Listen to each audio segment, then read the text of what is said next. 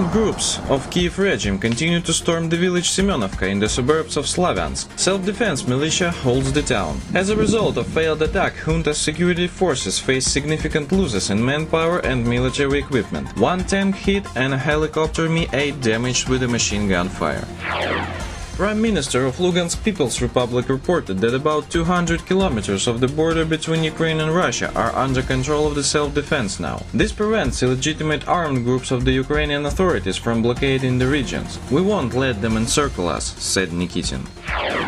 Head of the main military clinical hospital in Kiev, Lev Golik, said there were more than 60 wounded servicemen of the Kiev authorities in his institution. All the wounded go to 3 Kiev hospitals: Main Military Clinical Hospital, Irpin Military Hospital, and the Central Clinical Hospital of the State Border Service. Previously, more servicemen were brought into Kharkiv hospitals, but those are already overcrowded.